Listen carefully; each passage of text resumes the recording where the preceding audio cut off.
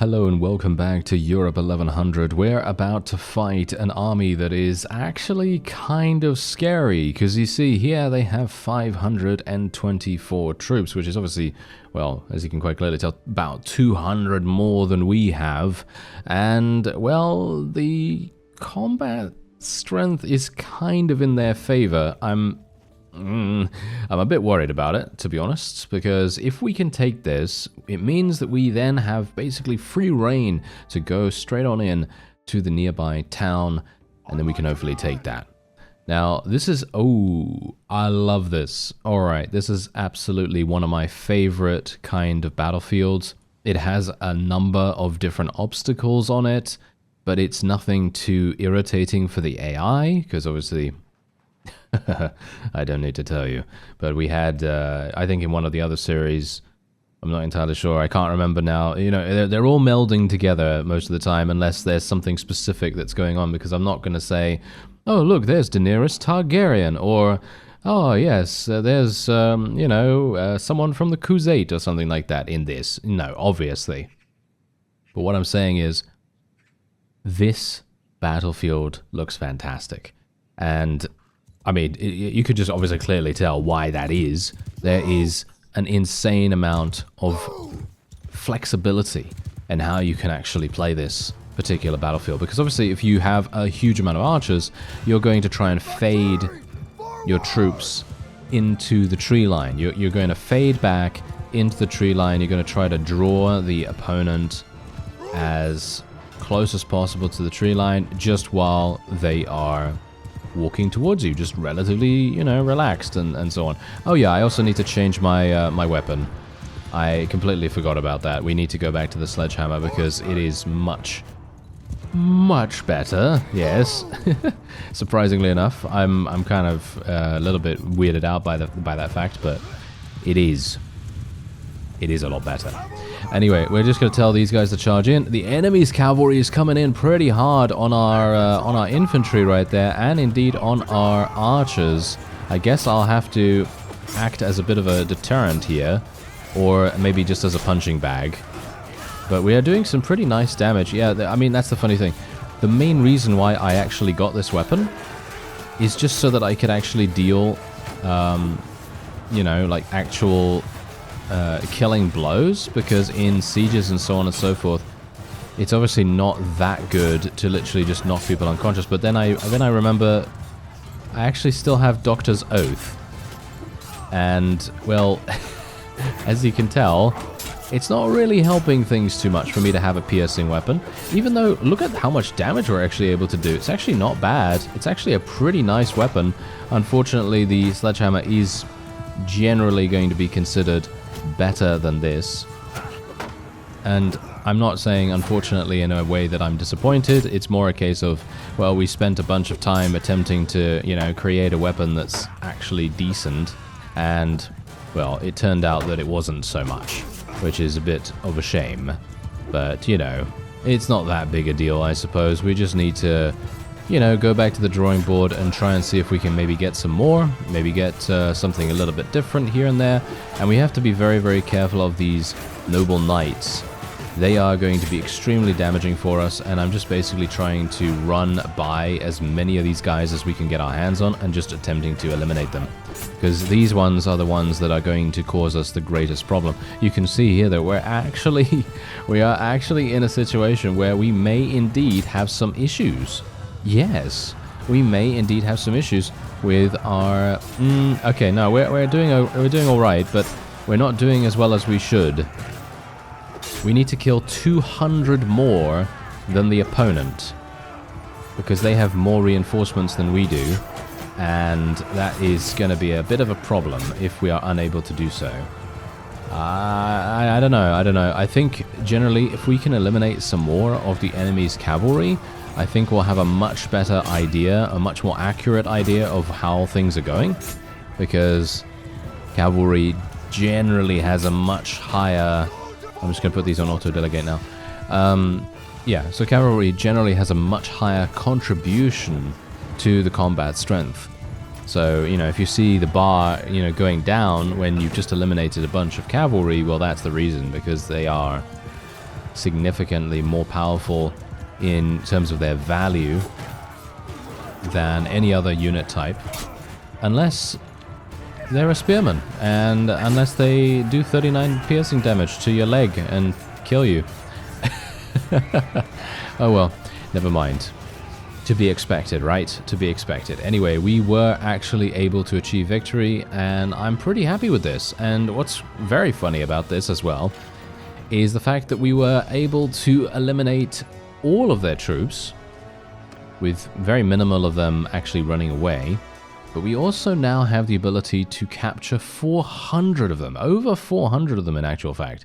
Now, what I'm actually going to do is I'm going to let most of these guys go. I'm going to let the minor factions go because it doesn't make any sense to actually do anything with them. But I am going to be taking every other person prisoner, just because it makes no sense at all for me to just let them go and then for them to do whatever they want to do, because they're just going to come back immediately and be annoying. And that's obviously what we don't want, right? So, yeah, now we have a bit of an issue here, because as you can see, we're going to be losing quite a few prisoners. So what I'm going to do is I'm actually going to just get a bunch of them.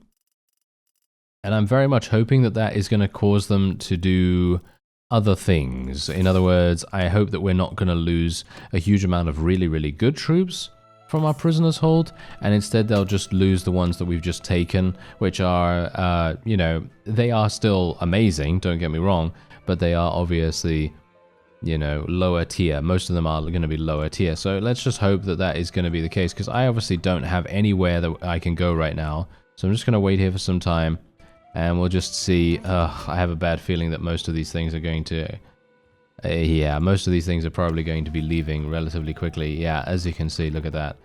That is very, very sad indeed. Most of the... Oh, no. Really? Most of the German noble knights? Come on now. Really? Oh, that's very sad, isn't it? Okay, well, whatever the case, we should probably go in here. There's only 169, if you can believe it. Only 169 in this town. And I'm very much hoping that my medicine skill is actually going to start doing something. Well, thankfully, because we took down the walls, I am now able to get in here and actually do some damage to the enemy archers if I can. Obviously, I didn't switch my... I didn't switch back to my sledgehammer just yet, because I actually felt like we didn't do too badly with this, but maybe... I don't know. I'm not a big fan of the way it swings. I'm not sure if this is the same way that the sledgehammer swings, but it feels different, you know what I mean? It feels different in the hand of our character right now. And I'm not sure whether that's just me being weird or something, because maybe that is indeed the case, you know.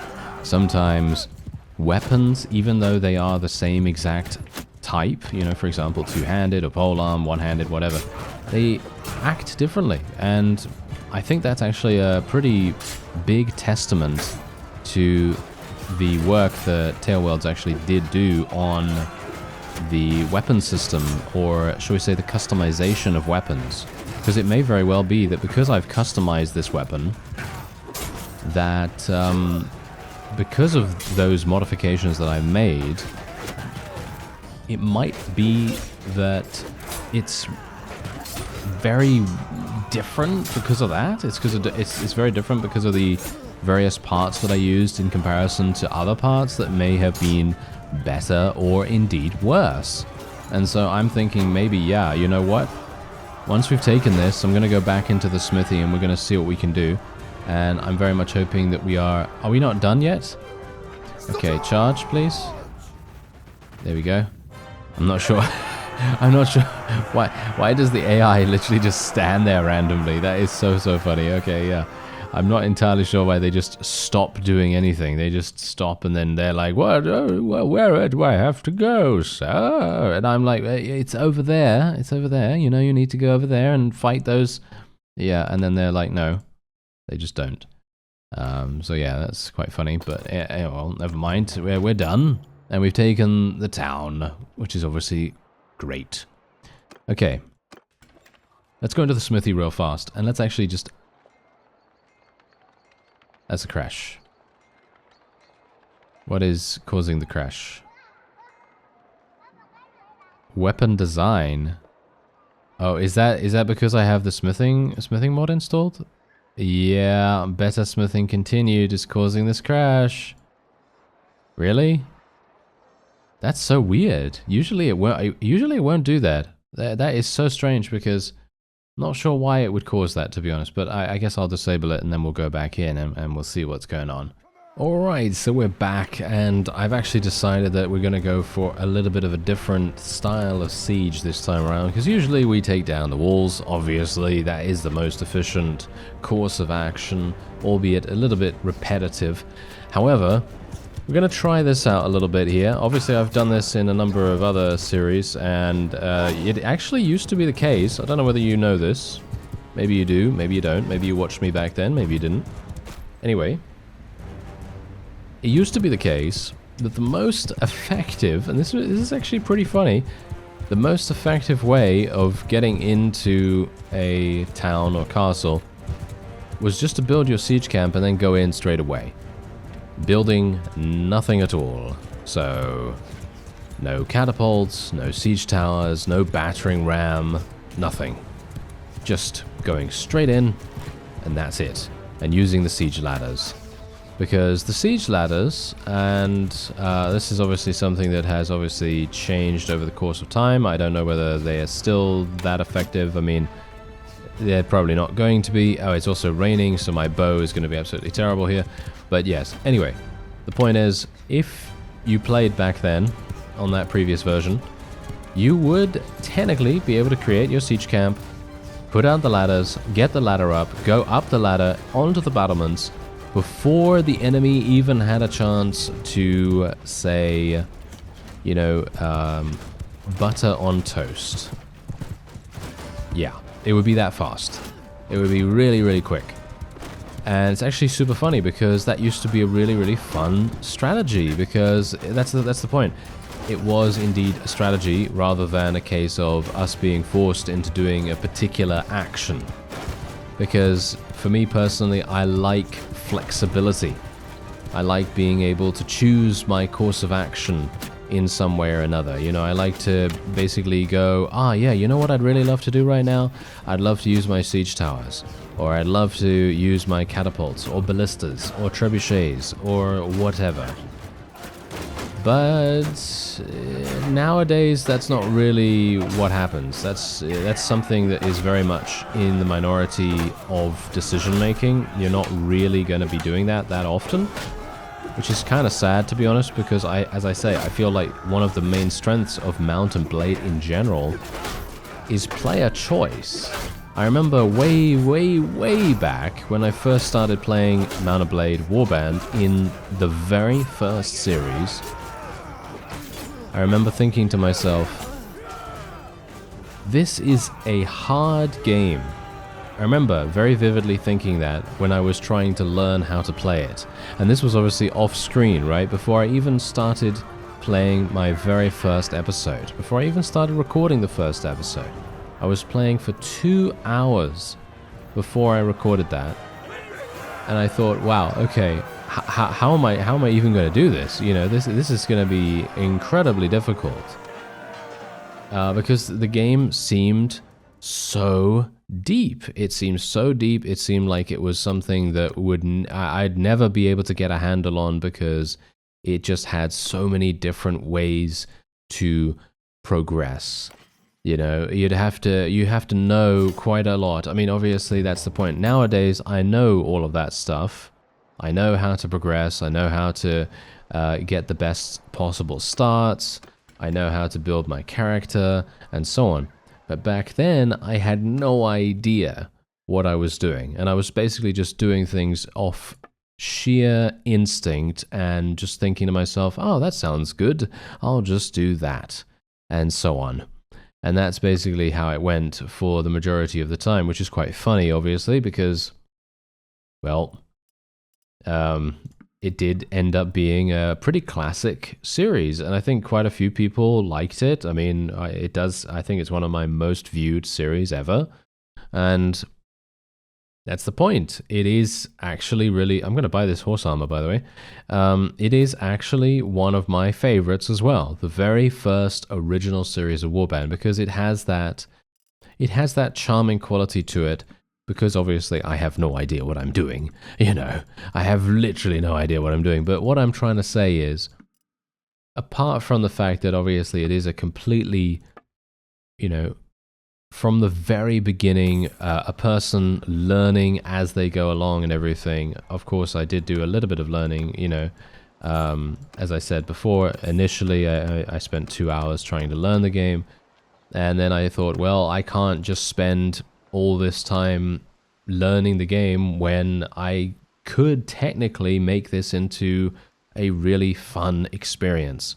And that's actually partially the reason why even now, sometimes I'll go into a game and I'll just hit the record button and we'll just go for it. Because if I get a lot of practice in a game, or if I know a lot about a game, it drastically changes the experience.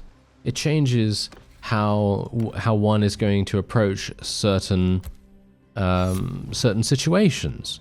You know, for example, if I had played Warband back then for more than just the 2 hours and being completely stumped about most of the things that were presented to me back then, because it was enormous. The game world that I was presented with was just gigantic. I thought to myself, what do I do? There's so much to do here. There are so many villages, and there's quests and tasks, and there's lords that need your help, and there's bandits running around everywhere. There's hideouts that you can attack. You can go on, you know, you can do trading. You can figure out which bandits are good to attack and which aren't, at least initially.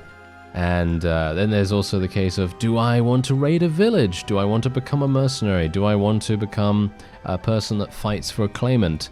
Do I want to be a vassal? Do I want my own faction? There are so many different things you can do, and that's kind of the reason why, as I say, I'm obviously going on a bit of a tangent here, but usually that's what happens. My apologies. I'm not sure if that's ADHD or whatever, but I am just generally someone that has a lot of thoughts, and my mouth is too slow. Yes, that's just how it goes. Anyway, what I'm trying to say is, with the siege mechanics as they are right now, it's kind of forcing you into a situation where you just have to do that one thing, or you're going to be consistently facing a lot of casualties, either a lot of casualties, or you're going to be facing failure. And in my opinion, that's kind of sad, because here's the thing.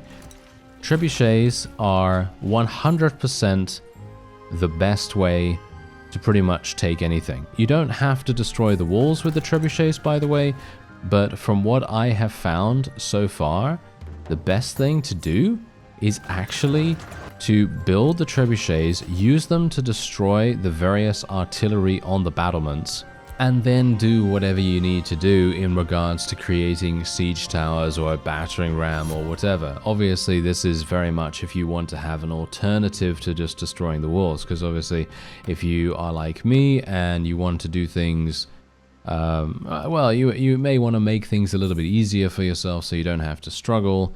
Obviously, it's not that much of a struggle to just create your battering ram and the siege tower and so on and so forth. But now here's the thing.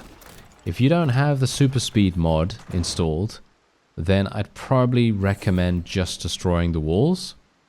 Because, oh wow, we're actually declaring war. Wow, that's pretty crazy. We've not actually declared war for quite some time. But anyway, I'm just going to finish up this thought real fast before we make a decision on this. Here's the thing.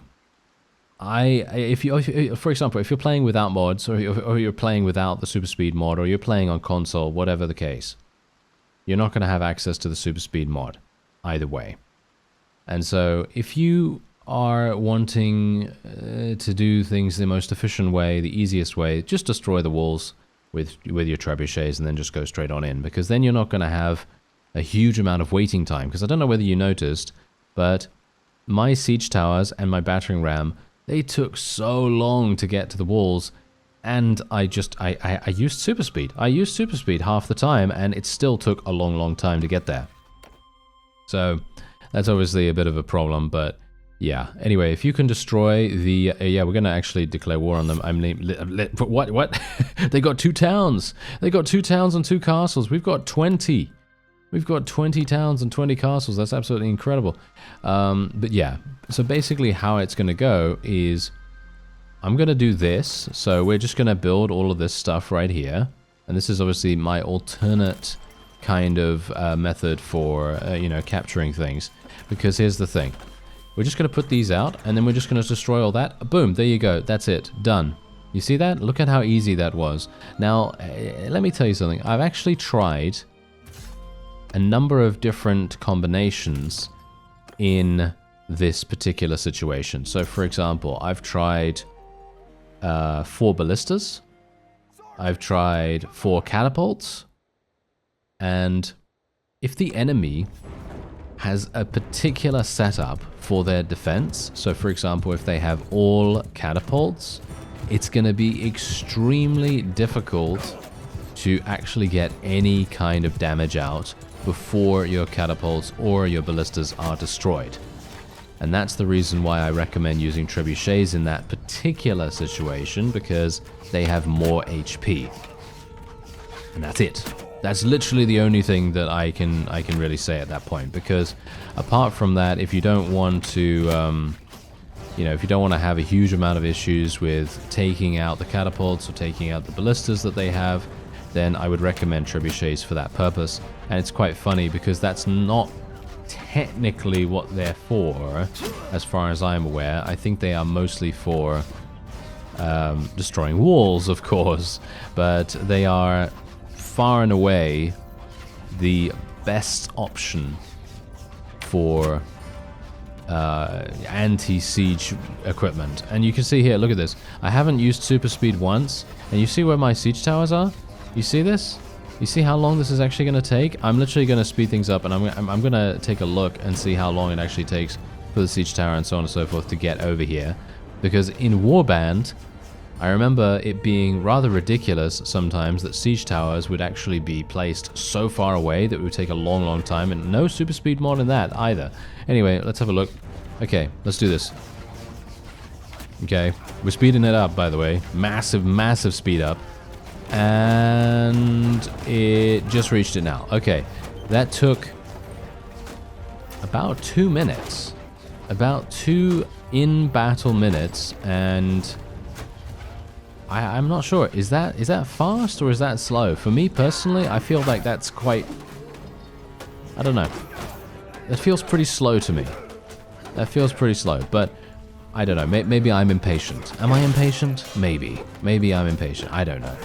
But whatever the case, we are now going to use our sledgehammer. Yes, let us use our sledgehammer to do massive damage. Yes, we will pretend that they are concrete cinder blocks or something. Whatever you would use a sledgehammer for. I don't know. Maybe some drywall or something like that. But yes, there we go. I'm going to get killed. I'm going to get killed, but we're going to take out a bunch of troops beforehand. Hopefully. Can this guy actually just lower his block? Yes, I mean, that's the funny thing. As I've actually also commented on in the past, if you are in a situation like this and you need to get someone's guard down, I don't really want to kick. Because if you kick in that situation, when you've got a bunch of archers and or a bunch of other people around you, it's going to be a little bit uncomfortable to get into a stationary position when you are kicking. Because obviously if you kick, you're stationary for about 2 seconds. Maybe 1.5 seconds or something like that. And usually if you are being targeted by archers or something like that, that is basically going to be a death sentence. Unless you are full HP and they don't hit your head or whatever. You know, most of the time that's going to be extremely damaging. So that's the reason why I don't generally like to do the kick. Even though it doesn't really work for me that often anyway. But look, there's the kick, and I'm just standing there. I'm just standing. Look at that. I'm just standing there, completely defenseless. In that exact moment, I'm just going to get headshot by something, or at least that's always going to be my assumption. Maybe it won't. I don't know. Maybe I won't. Who knows? Anyway, there we go. We were able to achieve victory. Very nice indeed. And now let's take a look. I think we're going to get some. Never mind. I was actually kind of hoping that we would gain a slight bit more in the way of prisoners. You know, people that, well, shall we say, higher tier troops would be quite nice. But, oh well, never mind. Okay, so we have actually managed to take the castle. Let's just smack a bunch of money in there. I'm gonna have to go to a bunch of different towns and everything like that, because that's generally what I tend to do off screen, because I don't like to do that kind of busy work on screen, because it is literally just me running from town to town and selling as much stuff as I can. And it seems like Warsaw is actually under siege once again. Let's actually have a look here. What's going on? Aha! Well, you are not looking particularly good, are you?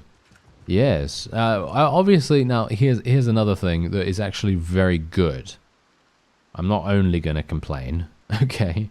Anyway, what is really good about using an alternate method of capturing things is that the enemy now has to deal with intact walls, and you're not going to have to worry about that, which is great, which means that the walls are going to be much harder for the opponent to actually destroy or to scale or anything like that, and so they are more than likely going to have issues penetrating your defenses. Oh, seems like these guys, they're actually building trebuchets. I'm really surprised actually that they're building trebuchets so dramatically, but anyway, there we go. We're just going to give this to this fellow. He's got, well, quite a lot, but we're just going to make sure that he has a little bit more to take care of here. It seems like him and Mr. Horse Thief are the ones that are getting everything, which is a bit strange, but I suppose what we can do is if I want to give it to someone else, I can just give it to myself and then I can vote for it to go to someone else, maybe? I'm actually not entirely sure if that works. I'm actually wondering what they're going to do. Are they actually deciding to do something here, or do I need to just go in and attack them? Because I can probably definitely beat these guys, or can I? They've got some good units by the looks of things. Maybe it's going to be a bit difficult. I'm not entirely sure. Okay, well, let's try it out. Let's see what happens. So, assault the siege camp. Yeah, as you can see, look at that. They actually have some really, really good troops.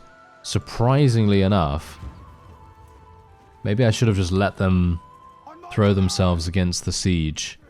Seems like auto-delegate is not really working out too well for some reason. Is it just because we have so many cavalry that the... maybe they just think that that is the only thing that is going to be as, you know, super effective as it is, because obviously if we have a huge amount of cavalry, it's inevitable that the charge would probably be the most effective way to win the battle. So, I mean, we'll see. We'll see what actually happens here. Obviously, I would like to try and distract these guys if I can, because I don't really want them to randomly run around and be annoying, because that's kind of the whole purpose for me coming in here. And if I can maybe do some damage, can I? Yes, yes, there we go. Nice, nice. Okay, can I get a little bit more, though? I would like a little bit more than that. Nice. Okay, we knocked him off his mount as well. That's absolutely perfect. Love doing that. And, oh yeah, by the way, I did actually obviously swap out my my other weapon, and I took a look at the stats, and I'm actually kind of a bit perplexed as to what I was doing beforehand, because my decision to equip this weapon was very weird. I'm not entirely sure what I was thinking when I made that decision, but I equipped that new weapon that we crafted, and, well, suffice it to say, it has worse stats than the sledgehammer in almost every single respect. I think the only thing that it did a little bit better is that it had more reach, I think.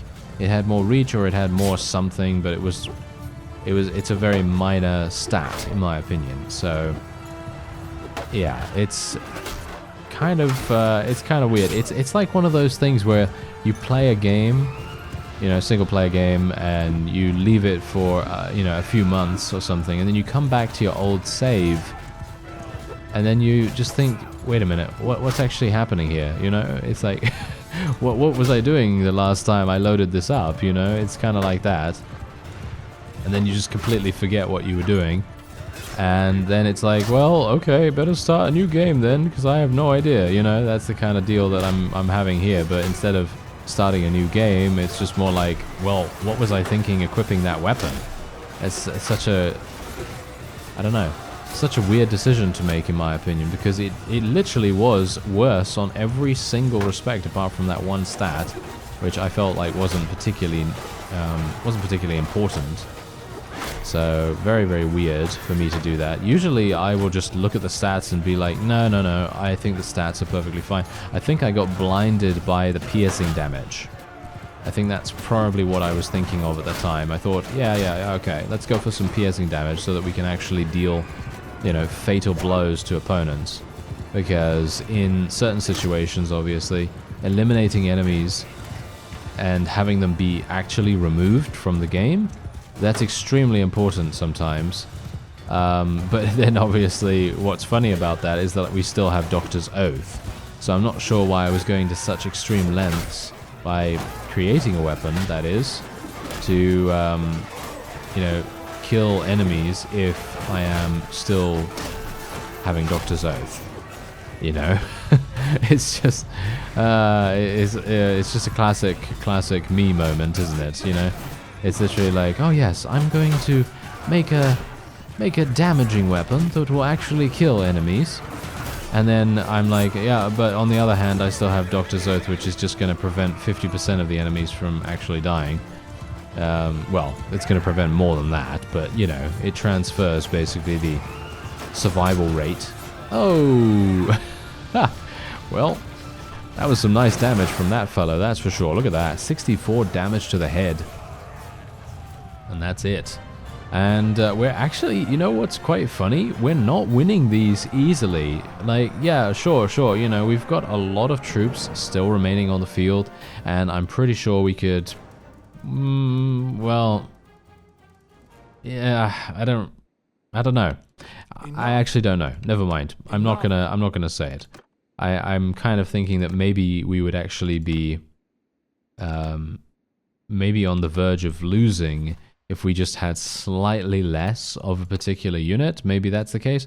I'm not entirely sure. Anyway, we're just gonna take these guys, take these ones, and there's just so, that's the thing. Look at this. We have so many wounded that my prisoners are significant. And I now have this problem where these guys are going to leave, and I will be forever sad, because that is the kind of these are the kinds of units that we really want to maintain as much as we can.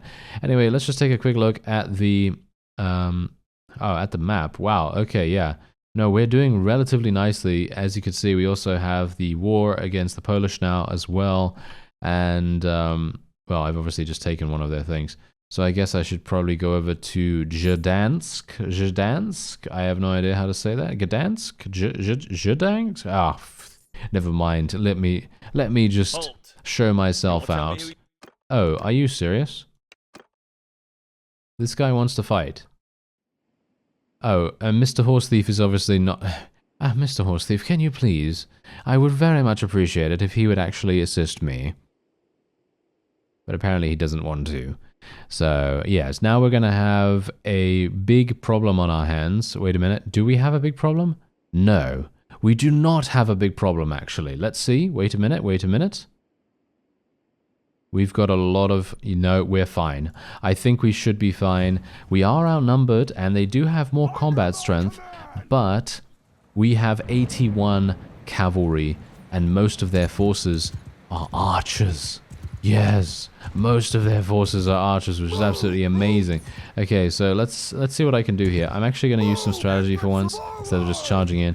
And we're just going to move my cavalry over there to the side. Bear in mind, we have to make sure that my cavalry is as effective as they possibly can be. Because if they're not, well, we're probably going to face a defeat pretty easily here. Oh, that's going to give her quite the headache.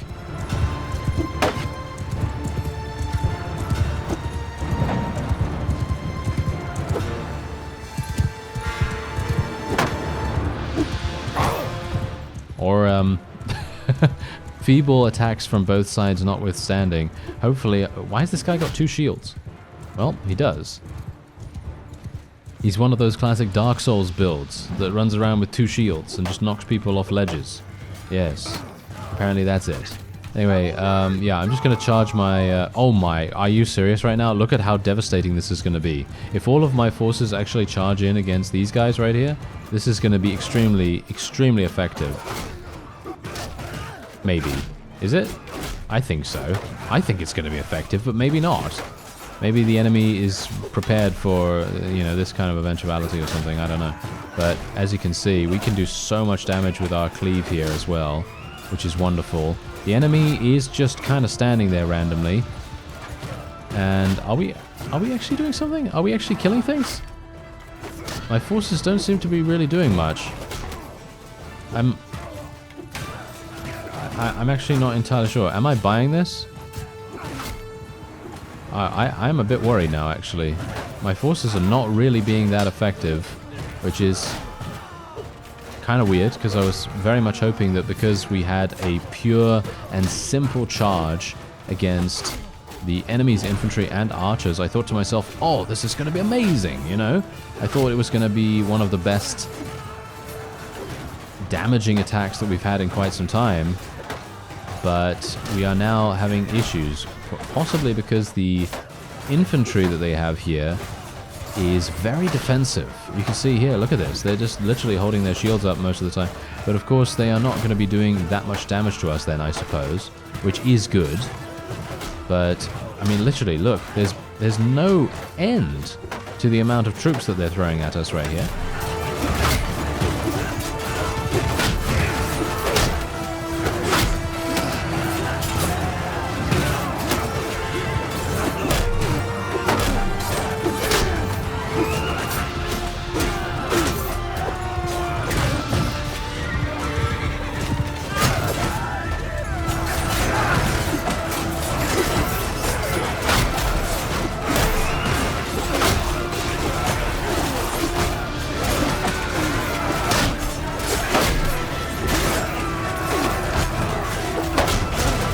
Oh well, there you go. Managed to get myself killed right there, but that's absolutely fine. I don't have a problem with that because we should be able to achieve victory. I mean, literally, look at how many kills we have gotten in comparison to the opponent. They've only killed 55 of us, and we've killed 150 of them. So we've killed 3 times as many, and they only have around 100 more troops. So we technically should be fine here, but I am still very confused as to why it is taking us so long. Look at the amount of kills that they're actually getting right here. The amount of kills that the opponent actually were able to get on us is really weirdly... I don't actually understand.